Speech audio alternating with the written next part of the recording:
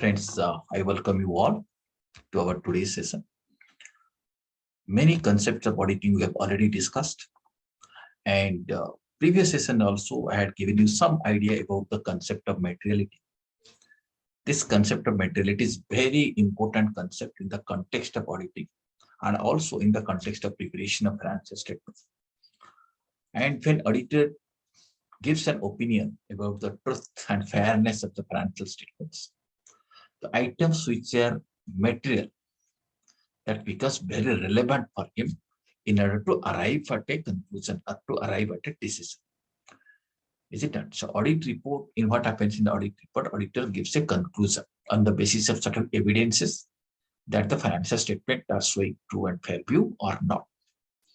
And it is not possible to do a kind of 100% verification of each and every item. And even if auditor does it, let us say auditor 100% verifies everything, still there will be always some possibility of error and fraud.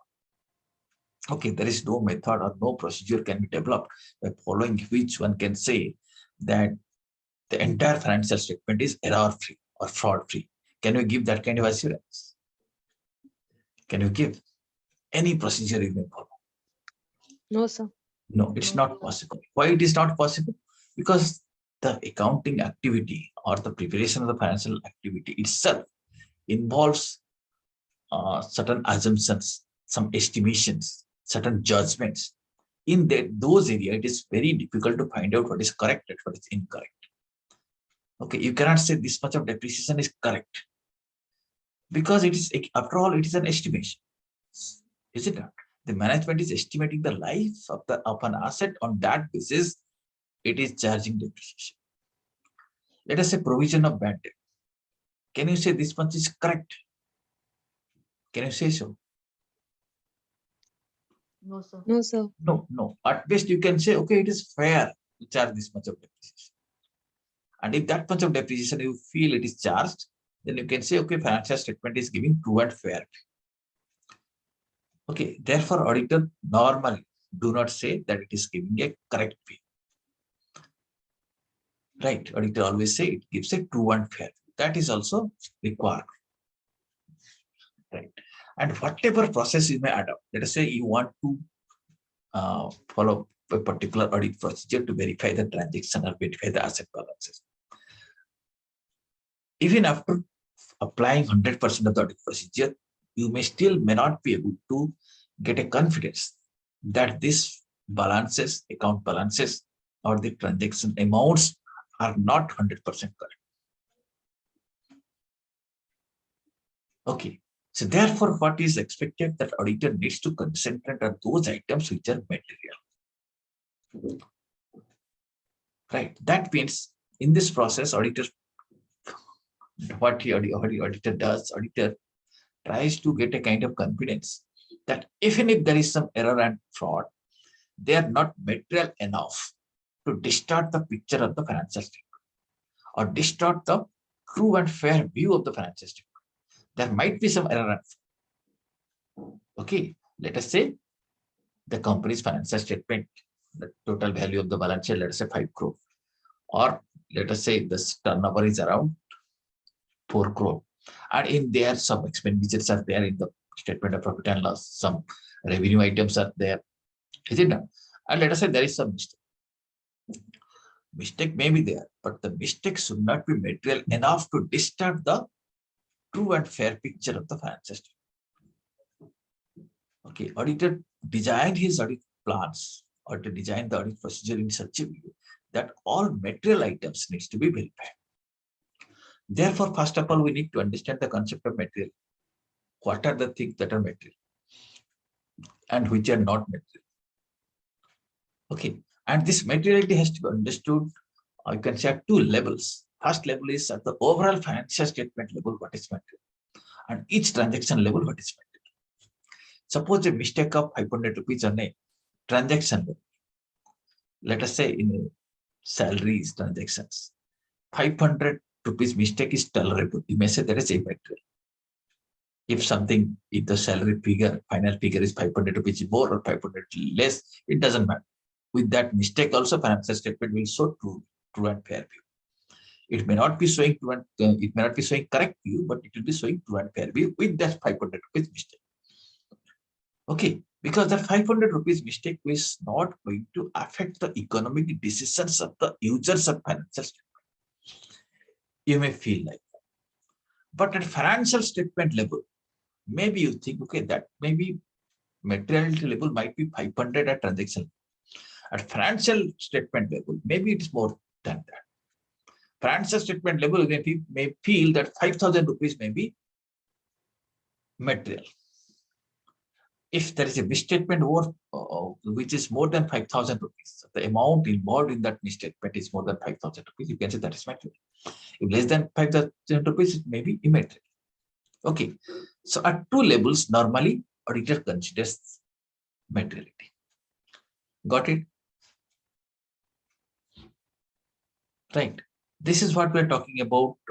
You can from the layman's point of view. Now, technically, how this materiality is just, what are the things we need to learn in the context of materiality? Let us see those slides. As you can see, so I'll show you the picture now. For that thing, we have to report to SA 320, or Standards of Auditing number 320, which will talk about materiality. Now, you can look at this picture. You can say there is something, we call it as overall materiality, or actually that is called as materiality at financial statement level, or as a financial statement as a whole. What is the overall materiality? That is one thing. Okay. Then the other materiality level is the performance materiality. What is this?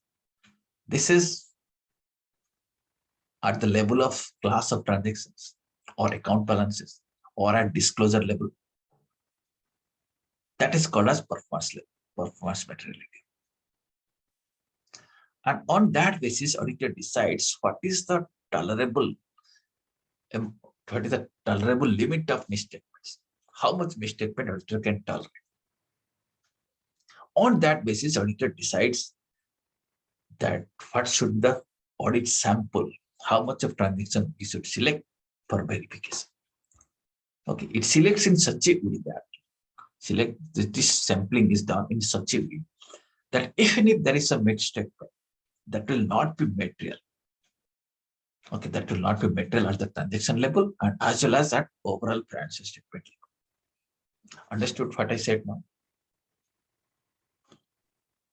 Okay, yes, let us say I am sending you, or a team is sent to audit a particular company's financial statement. So at that stage, you know that you'll be checking something. Let us say you have verified their depreciation calculation, you have verified their expenses, you are going to verify their turnover. All these things you are verifying. Right? You may check it 100%, but still, I'm sure you will not be able to have the confidence that 100% it is correct. No, it will not be possible. Okay, because there might be fraud, which are manipulated, documents are manipulated, and you are checking it on the basis of documents. Okay, and if documents are planned, if there is a planned in such a way, or there are some transactions which are in fact fraudulent, then even 100% checking will not give you result. Still, you may not be able to get confidence that things are 100% correct. In that situation, what is expected that you are supposed to find out the materiality level, how much misstatement you can tolerate. And beyond that, if something happens, you may feel that is not tolerable. Okay, if beyond that there is some error, omission, misstatement, then you may consider its impact, accordingly give your opinion that financial statement is not giving true and fair or giving true and fair view subject to those things. Are you getting it? Now, what I told you, materiality level will judge as two stages. What are those stages?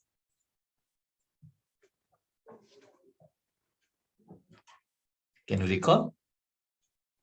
Now look at this picture. Once again, you tell me.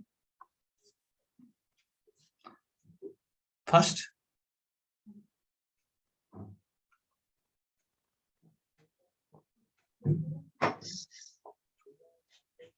so financial statements as a whole. Yeah, financial statement as a whole.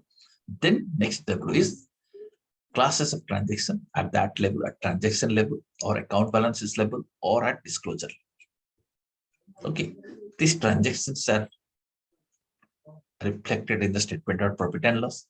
Account balances are reflected in the balance sheet, and disclosures are there in the notes to accounts. On that basis, auditor decides what is the tolerable limit for misstatements. And on that basis, auditor decides what is the audit sum, what is the size of audit sum. Okay. And this concept of materiality is one need to understand because it is relevant at the stage of preparation and presentation of the financial statement. Whoever is preparing the financial statement or presenting the financial statement or auditing the financial statement, he needs to understand what is materiality.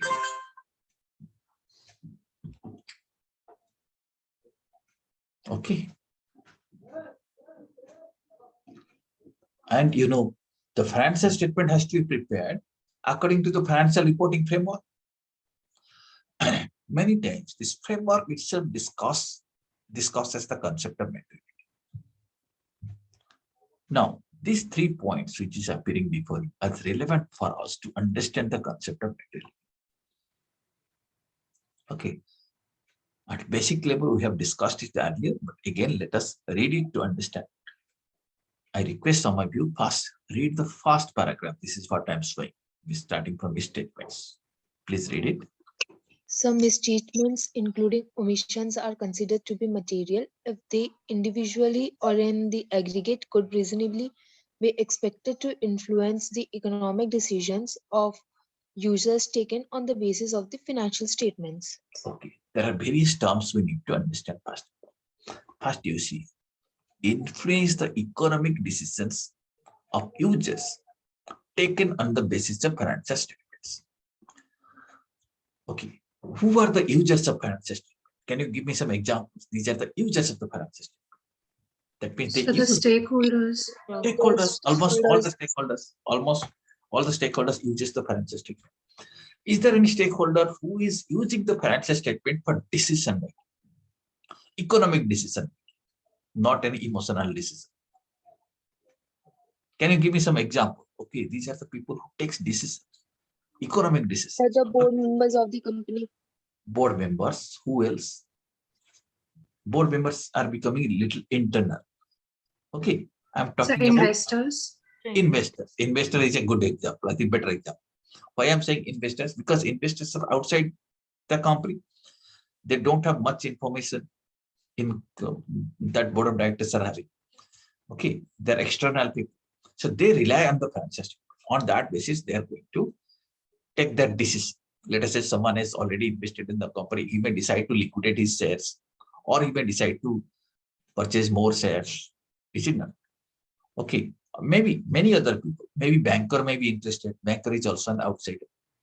He might be deciding whether to give more loan or he may increase the rate of interest. They take decisions on the basis of financial statement. The decisions that we're talking about are the economic decisions or there's some other kind of decision. These type of examples that we're taking. Sir, other kind of decisions. You think, let us say, investor is taking a decision to invest in this company or not on the basis of financial statement. Can I call that decision as an economic decision? No, sir, as a whole, we can't say because he's saying their profitability rather than in overall aspect. Then it is investment related, no? Yes. Investment means it's economic decision, no? If he's looking for the profit or he's looking for the, let us say, security of his investment, then it is an economic decision. Is it not? And that economic decision is influenced by the financial statement. Got it? So that is in fact the first point to consider whether this item is material or not. We have to think, is it influencing the economic decisions of the users taken on the basis of the financial statement? Let us say something. One company is showing a profit of something like this. Let me see.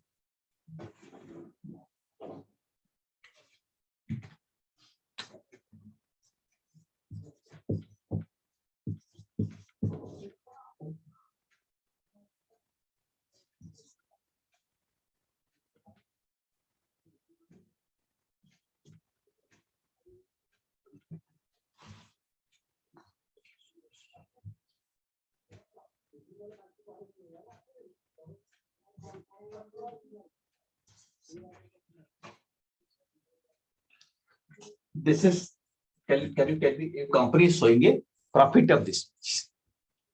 Okay. How much can you read it out?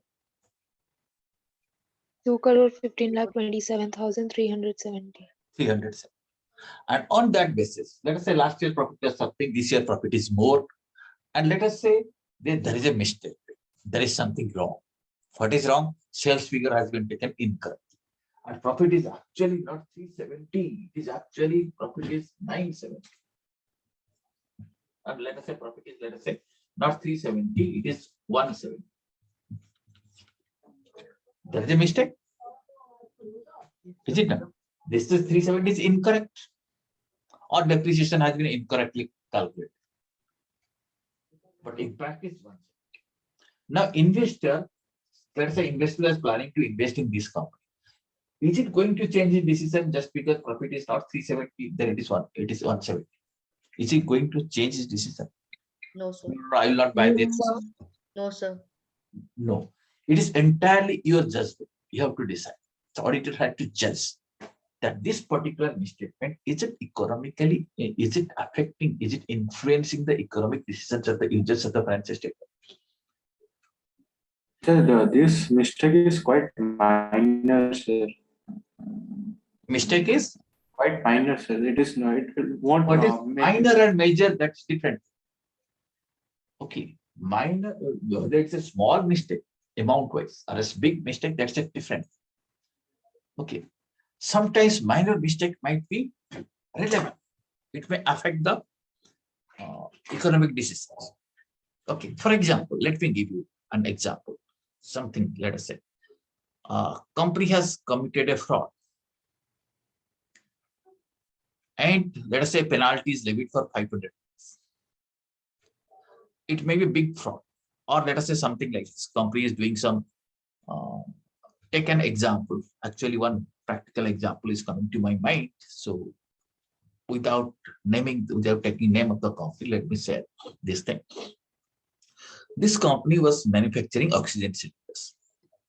And for manufacturing of oxygen cylinders, what is required is that you should have an explosive license. And license has expired. Okay. Nobody at that point of time realized that license is already expired, but company started producing. Company was going on producing without realizing that it is no more having a valid license. Okay. Later on, it created a very critical issue because later on it was really difficult to renew the license. Renew should have been happened before expiry. But let us assume a situation. I'm telling a hypothetical situation. The company is violated. Situation was different. Okay, let us say the country was willing to have that more and more country was really requiring a lot of oxygen. And this situation, let us say, license has expired, but a fine was levied. Let us example a small example, 1,000 rupees fine was levied. Okay, 1,000 rupees fine. Why it is levied? Because there is a failure in renewing the license in time. Let us say this 1,000 rupees penalty has been paid. Let us say that is not disclosing the financial statement. Now, as a users of the financial statement, do you think it is material? It should be disclosed or it should not be disclosed? It should be disclosed. Even if amount is small. Yes, sir. Is it not? Even if amount is small. So certain things, mostly in statutory things, even if amount is small, it may be material. So whether it's a small amount or big amount, that might be one of the criteria to decide whether it's material or not. But just because it is amount is a small amount, that doesn't mean that it is always a material. May not be. Small penalties levied for a statutory violation is important. It's material. In fact, all statutory violations, whether you pay 50 rupees fine or 100 rupees fine or 5 crore fine, they are material.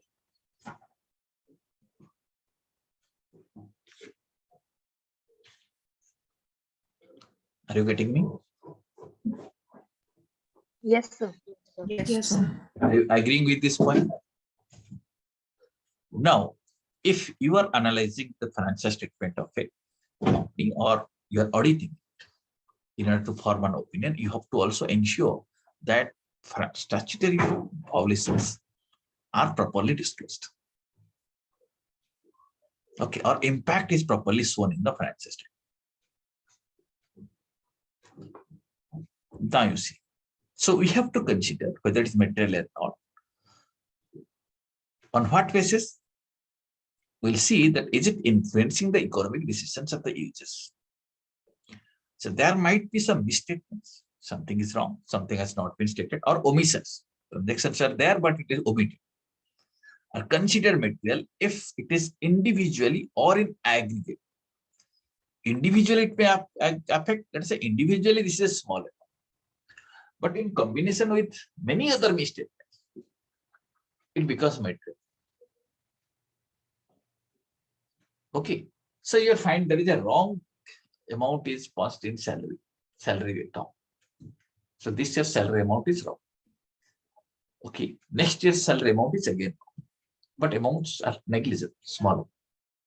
But if you're seeing so many places it is wrong, that itself shows the internal control system of the entity is weak. Why this kind of mistakes are happening regularly?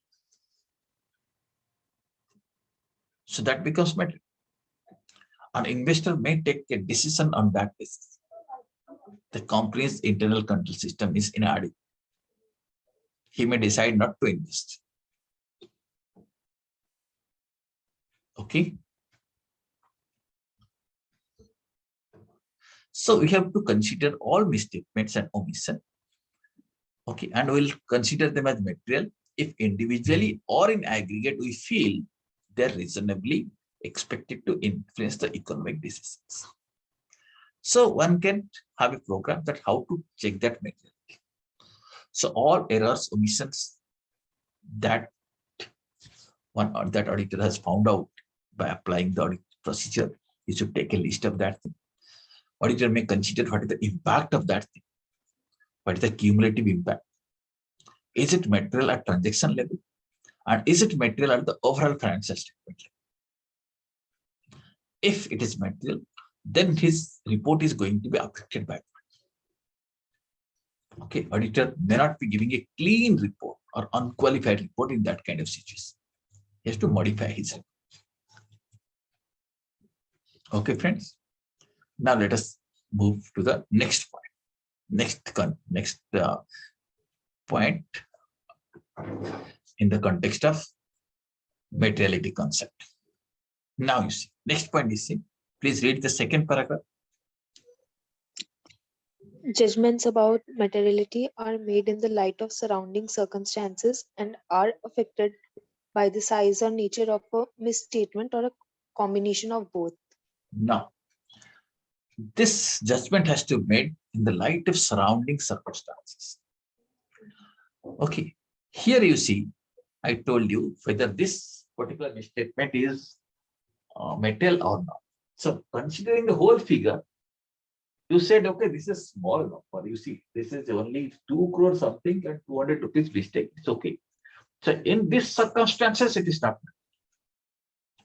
But the same 200 rupees, let us say there was a profit-making company. Let me give you one more example. This is again a practical example. Again, I have to share it without naming the entity. And this time, this entity is a bank. It's a cooperative bank. What had happened in the cooperative bank? I think today also that is the system. So if the bank is continuously incurring some losses for 3 years, then what will happen?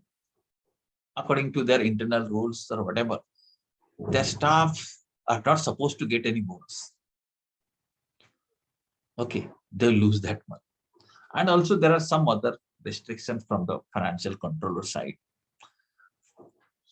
Certain requirements are also there from RBI or NABARD side also. Certain explanation has to be given why bank is continuously incurring losses for 3 years. Okay. And let us say 2 years has already gone, bank has incurred losses. Now this is the third year. What the management would like to do? Definitely any management would like to do, like to show some kind of profit, some profit. Even if it is 1 rupee, would like to show some profit. Yes or no? Yes, sir. This is called as the pressure. We'll be learning gradually one more concept, that what are the things which contribute towards fraud, why people contribute fraud. One of the reason is this kind of pressure. Bank is under pressure to artificially show a profit, because if shows the profit, then people are taken care of, its own staff are taken care of, their bonus is protected. Okay, with that they will be able to satisfy the regulatory authorities. Okay, there is every possibility there to manipulate the accounting principle so that it can show some profit, even if 100 rupees. Right? And in that situation, you have seen the bank has shown a profit of 100 rupees. And you have seen there is a error. Error means error in principle, something. Okay, suppose a transaction, a particular debt which should have been a particular assets which should have been written off in 15 years, it is written off in 16 years. Not much effect is not much, but ultimately it has converted a loss to profit. Okay, and profit is hardly only 100. Now, do you think this error is material?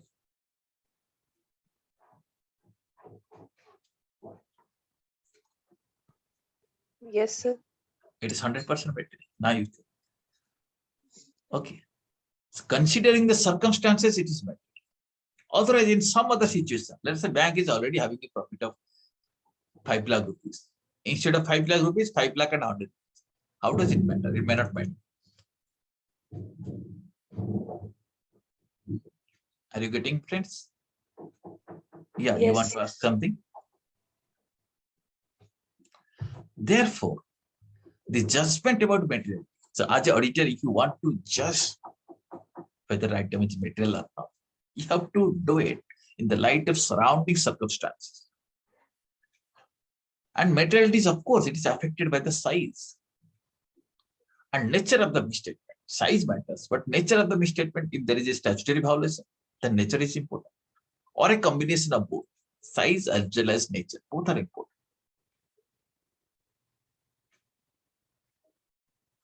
Okay. Now, understood this concept. So one has to see impact on economic decisions of the users. One has to keep in mind the surrounding circumstances, size and nature. Then fourth thing which is relevant to this is that, please read the third paragraph. Judgments about matters that are material to users of the financial statements are based on a consideration of the common financial information needs of users as a group. Okay, The wait here. Now, what is that common financial information needs of the user as a group? Okay, there are so many people who are using the financial statement. Investors mean so many investors. So someone might be having some specific use. Auditor need not be bothered about that. Okay, because that particular person is having a specific need. He may be interested in a particular figure. But as an auditor, when you are judging materiality, you have to see the common financial information needs of the users. What is the common need of the investor as a group? As a group, investors are interested to know the turnover or know the profitability or know the cash flow. Okay, they're interested in that. But a particular investor might be interested in something. Okay, that we should not take care of. That an auditor need not bother about. Suppose there is a small mistake and particular investor is interested in something. His own needs are different. He says, okay, if the profits will be in odd figure, I'll be investing. Even figure, I'll not be investing. That is his choice. Okay. And because of that is some error, odd figure has become even figure. It affects his economic decision, is it not? But are you going to say it is material?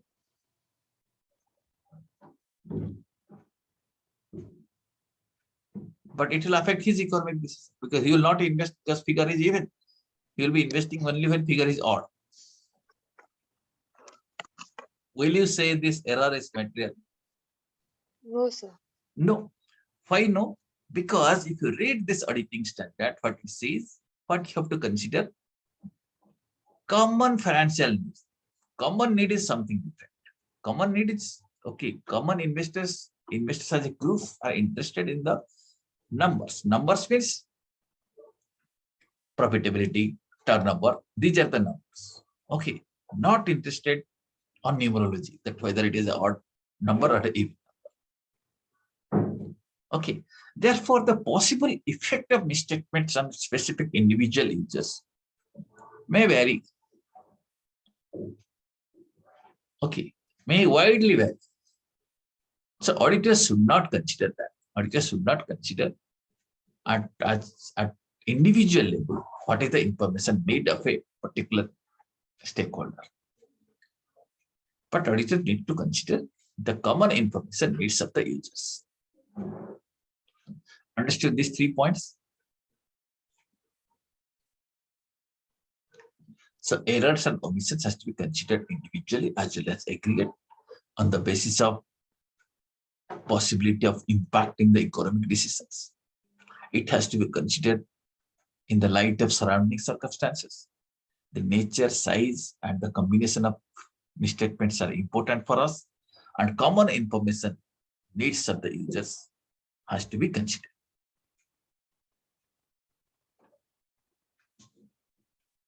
Okay.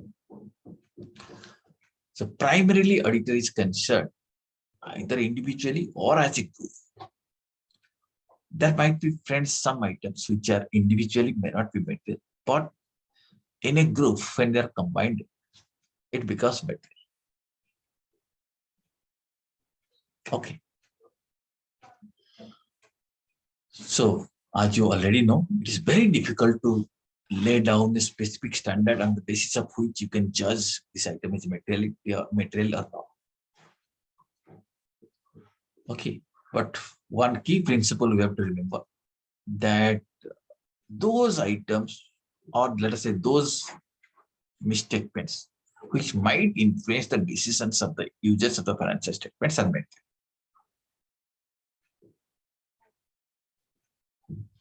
Okay, now how you will judge this will affect economic decisions of the users or not? On the basis of professional experience and judgment capability of the auditor, auditors should be able to form an opinion or to conclude whether it is going to affect the economic decisions or not. Okay. So it is a matter of professional judgment. And whether it is material or not is affected by the auditor's perception of the financial information needs. Auditor perceives that these are the financial needs of a common user. On that basis, auditor forms an opinion whether it is material or not. Okay. On what basis it is entirely your perception. If auditor perceives that this is material, that means users of the financial statement are expecting that information, then auditor may conclude that is material. It is entirely his perception.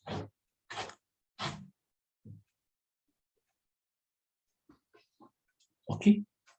And while deciding that whether what is the common information need of the user, so auditor makes certain assumptions. Auditor assumes that. On that basis, he forms an opinion whether a particular item is material or not. What he assumes? He assumes that the users of the financial statement, who is using the financial statement, he has a reasonable knowledge of business as well as economic activities, as well as he has accounting knowledge and willingness to study the information in the financial statement. So auditor assumes that the people who are using the financial statement, they understand the business, they understand the economic situation, they understand accounting. They have also willingness to study the financial statement, study the information which is provided in the financial statement, so that they can understand the financial statement. Okay, they can understand the disclosure. They can understand the notes which are contained in the financial statement. So auditor assumes that, okay, people are aware of this thing. If this has happened, disclosures are given, notes are given, that people can understand. People can get a fair picture. The auditor assumes that. Okay, people are knowledgeable. Okay. Auditor also assumes that users understand the financial statement. Okay. And how they are presented, prepared, and how they are audited. Okay, you just understand all this. Okay. Users also recognize the uncertainties inherent in the measurement. Let us say financial statement, we measure certain things. Let us say we measure provisions. So let us say bad debt provision we are getting. So we are measuring how much should be the provision.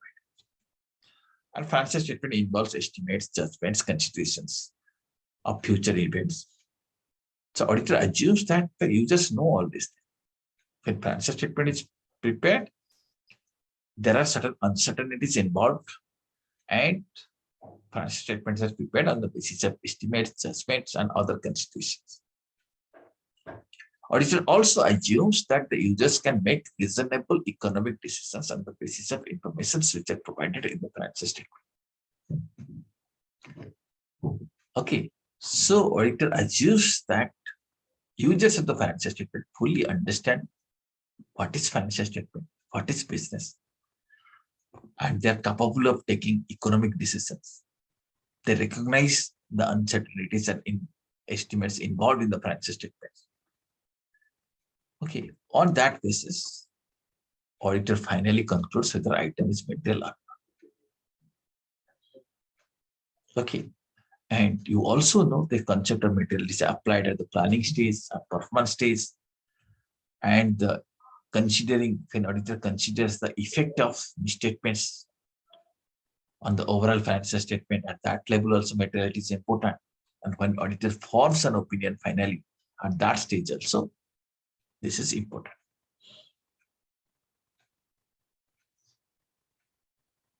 Okay.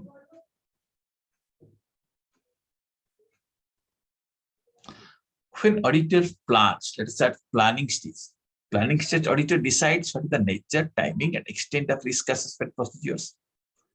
Oh, this is one more thing. What is audit procedures? I have noted told you.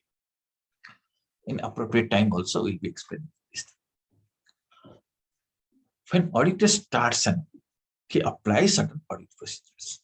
Okay, now at this stage we'll understand that we can classify the audit procedures in two categories. Friends, are you getting? Topic is little technical, but are you able to understand? In case you are finding any difficulty, then please let me know. Materiality, you got some basic idea? Yes, sir. Okay. Yes. Now we are talking about audit procedure. Now you must be having some idea that when you are conducting an audit, certain audit procedures has to be applied. Okay. The concept of audit procedures will be learning in appropriate time. Now at basic level you understand. First, you can classify these audit procedures in two types. One is, you can say, risk assessment procedure. Then further audit procedure. What I told you, risk assessment procedures and further audit procedures.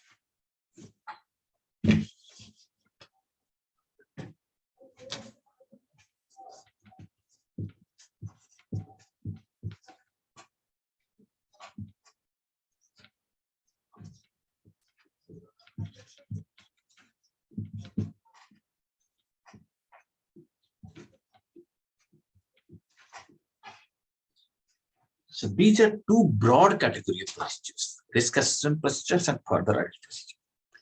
Before starting the audit, auditor assesses the risk. That what is the risk of financial statement being materially misstated?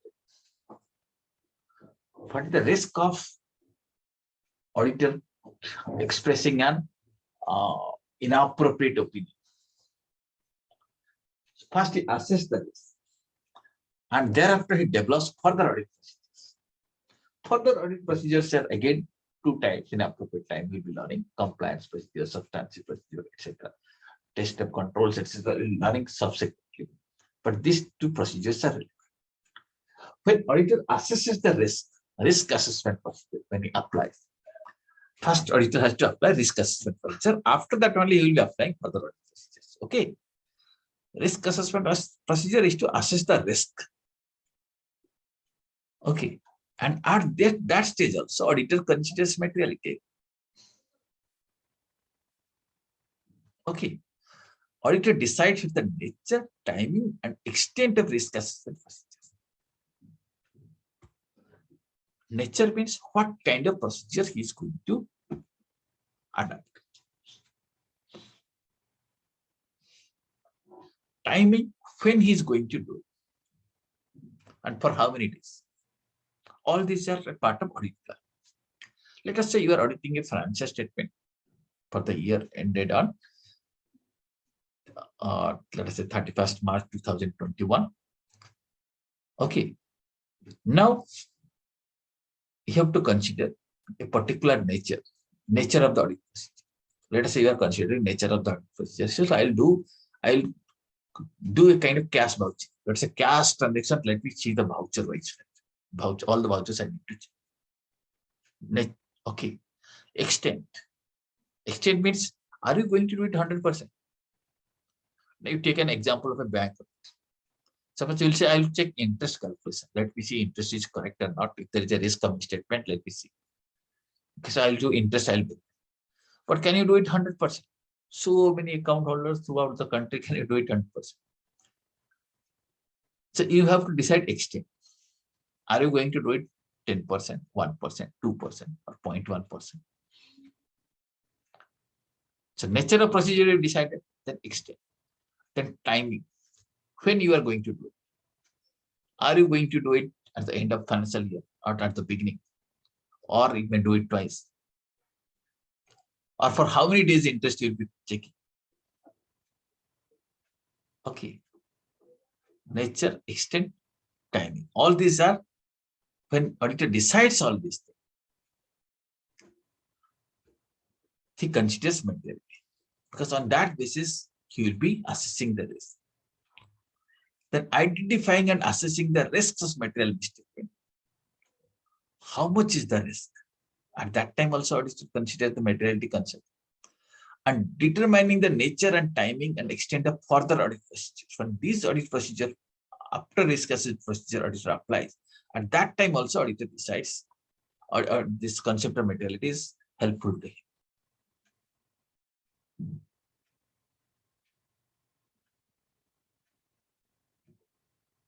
Okay, are you getting me? Yes, sir. Okay, so this is the basic things I had told you earlier. Now there is something called as performance materiality. That concept, one is materiality at the financial statement level, second is performance materiality. Performance materiality means, as you can see, this is the second level materiality for classes of transactions, account balances, and disclosures. Okay, now let us see what is that performance materiality. Only definition wise, I had shown you earlier, but again, I thought it is important to explain you this concept. It means the amount or amounts set by the auditor at less than the materiality for the financial statement as a whole. That means if the financial statement as a whole materiality level is something, this performance materiality is lower than. Suppose the financial statement level performance, materiality is 5,000 rupees. Performance materiality may be 4,000 rupees or maybe 500. Okay, so it is less than the materiality for the financial statement as a whole. Why auditor decides that? To reduce to an appropriate level the probability of aggregate of uncorrected and undetected misstatements exceeds the materiality level of the financial statement as a whole.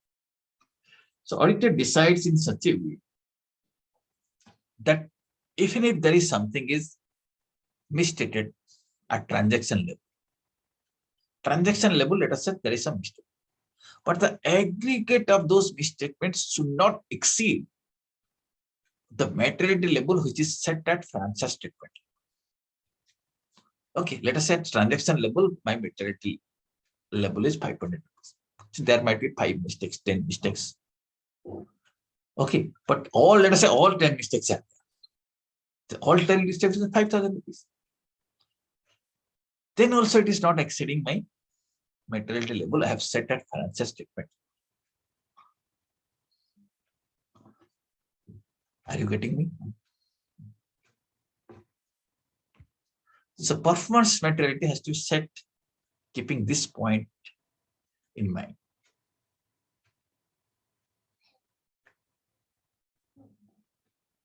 Okay, so you can read the next point.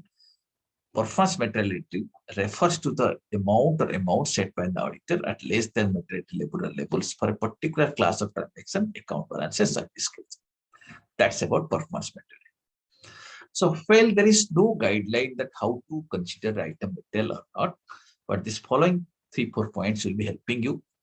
You may decide whether item is materiality or not on the basis of amount, or is it a statutory requirement, or let us say items just statute specifies that should be disclosed. It's a statutory liability, or the incomes were statutorily you are supposed to disclose. So statutory items are always material. And there are certain specific items where disclosures are required, maybe as a compliance to accounting standard, or as a compliance to company law, or as a compliance to listing agreement. So item requires disclosure. If that is not disclosed, that is material. Or one more point you have to consider, just keeping in mind the requirements of companies are Schedule 3, that an item of income or expenditure which exceeds 1% of the revenue from the operation or rupees 1 lakh rupees which is higher. Okay, this is something like thumb rule kind of thing. If the amount is 1% of the turnover, find out if it is 1% of the revenue. If item is more than that, it is an indication that it is material, unless it is proved otherwise. Or if it is more than 1 lakh rupees, whichever is higher, 1% of the revenue or 1 lakh rupees, whichever is higher, that item will be material. Are you getting me? Yes, sir. Yes. Right. So friends, this is the basic idea about the materiality. So I thought it is important to clarify this particular concept because this will be useful to us in future. Okay, do you have any query here?